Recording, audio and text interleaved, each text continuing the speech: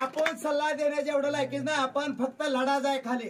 की आपल्या जीवाला विज्ञानाच्या काळातला राजा आहे. आपला राजा सत्य, आपल्या काही राजाने सत्याच्या लालचपोटी दंगल घडवण्याचं काम केलं, पण समाज एकत्र आणण्याचं काम मनोजदादांनी केलेलं आहे. त्यामुळे मनोजदादा पाठीमागे आपल्याला उभा राहायचं. लोक ज्याच्या वडिला शाहू महाराजांना मत टाकायला ते संभाजी महाराजांना प्रतिक्रिया दिली मनोजदादा विरोधात की कुणाला पाडायचा कुणाला ठेवायचं ही वाक्य. मी त्याला खाली कमेंट केली राजांच्या, राजे तुम्ही गादीचं मानकरी आहे, तुम्ही आमचं मानकरी नाही. फक्त गादीला मान म्हणून आम्ही त्यांना काय बोलत नाही. आमची एवढी विनंती आहे, साताऱ्याचे असतील कोल्हापूरचे असतील, मनोज दादावर जर माझा जन्म देणारा बाप जरी असला जर बोलला तर बापाला सुद्धा सुट्टी नाही. पण ती कोण बी असली. आज मला सांगा, महाराष्ट्रात देश स्वतंत्र झाला, राज्य स्वतंत्र झालं, तेव्हापासून मराठ्याचं राज्य. कोण जर ह्या आंदोलनावर बोलतंय का? जी ते म्हणते ती इतरांच्या आरक्षणाला धक्का न लागता आम्ही तुम्हाला आरक्षण देऊ. पण मनोज दादा म्हणताय मंडल आयोगामधलं लागू झालेलं जे आमचं आरक्षण आहे ते आरक्षण ओबीसी मधलं आणि 50% आतलं पाहिजे. ही भूमिका निभावणारा एक बी मराठ्याचा अवलादीचा जन्माला आला राज्यकर्ता. त्यामुळे त्यांचं ऐकायचं आपल्याला. तुम्ही फक्त एकाच भूमिकेवर राहायचं की मनोज दादा तुम्ही उपोषण करायचं नाही. तुम्ही सांगेल ती भूमिका, तुम्ही सांगा उभा राहाल तिथं उभा राहतो. काय आमचा 2.5 चक्कर विकून तुमच्या मागे हायच आहे. पण तुमची जी भूमिका आहे फक्त उपोषण करायचं नाही. तुम्ही सांगा सध्या खोतला एवढं तैंड बोलले दादा, त्यानं कट केला फोन. त्यानं जिल्ह्यात जर आला का मला झेल सजा लागू द्या, त्याला चपल्याच मारतो सोडत नाही. कारण आता सण होण्यातलं आपल्याला मनोज दादावर कोण बोललेले. दादा तुमची भूमिका फक्त उपोषण नको आहे. तुम्ही जिल्हा वाईज फिरा, गाव वाईज फिरा.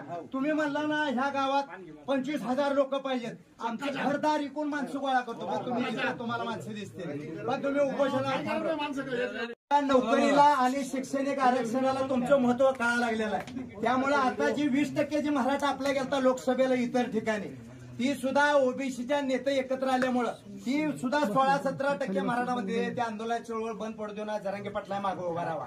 हे आता आपली सगळी एकत्र आली जागा तुमची गरज आहे आम्हाला.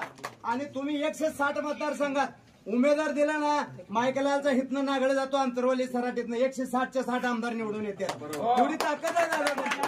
पण आपल्याला मनोज दादा जी सांगतील ती भूमिका घ्यायची आहे. आपण कुठल्या पक्षाचा झेंडा घ्यायचा नाही. यांनी काय सुद्धा केलं नाही. त्यांचा जावाई मोठा केला, त्यांचीच बहीण मोठी केली. आपल्याला फक्त छत्रंजा उचलायला लावल्या.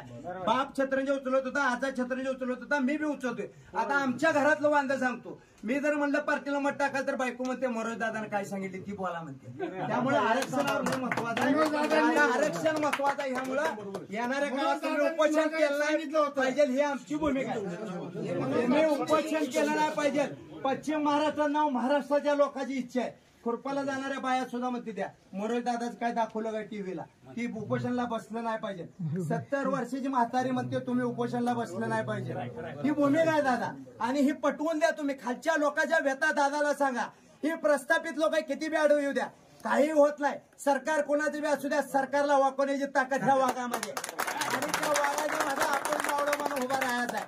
अरे कोट्यावधी रुपये घेऊन बसला असता, फॉरेनला जाऊन बसला असता वाघ, पण कुचक्या पत्र्यात राहून आपलं नेतृत्व करतोय. राजश्री शाहू महाराजांनंतर संविधानामधलं आरक्षण मागणारा वाघ आहे. म्हणून कुणी सुद्धा बोला नाही. फक्त आरक्षणाला उपोषणला बसू द्यायचं नाही. एवढी भूमिका आपण एकत्र घ्यायची आणि त्यांनी सांगेल तीच निर्णय आपण घ्यायचा. एवढं बोलतो आणि इथं थांबतो. जय हिंद, जय महाराष्ट्र.